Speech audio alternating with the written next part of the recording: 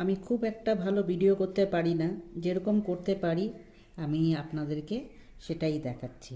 ঠিক আছে, এখানে 2 লিটার দুধ গরম করতে বসিয়েছি, খেজুর গুড়ের পায়েস বানাবো।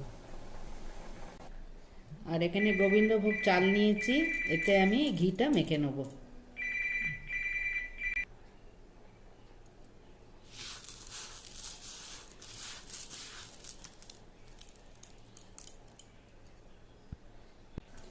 দুধটা ফুটে উঠেছে, এর মধ্যে আমি চালটা ঢেলে দিচ্ছি।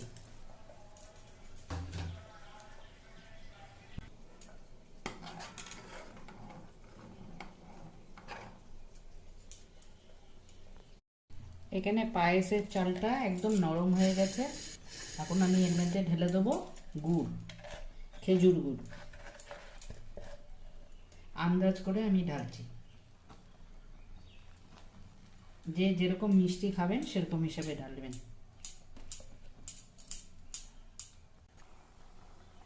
এখন এতে দিয়ে দিচ্ছি কাজু কিশমিশ, মানে কালো কিশমিশ, হলুদ কিশমিশ, যা পাবেন সব ঢেলে দেবেন। ঠিক আছে,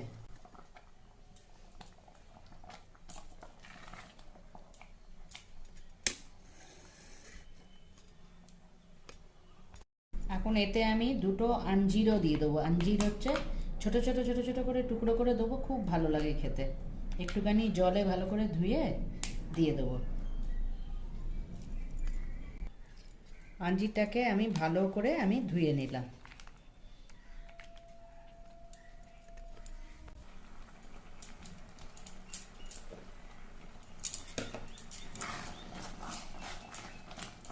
পায়েসটা হয়ে গেছে, এবার আমি গ্যাসটা বন্ধ করে দিলাম।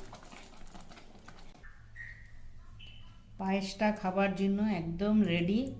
একটু সাজিয়ে দিচ্ছি, সাজিয়ে দিলে দেখবেন খেতে আরও বেশি ভালো লাগে, বাচ্চারা আরও বিশেষ করে ঝাঁপিয়ে পড়ে। এরকম শীতকালে এরকম খেজুরের পায়েস গরম গরম বানান আর খান। আপনারাও এরকম বানিয়ে খাবেন। ঠিক আছে।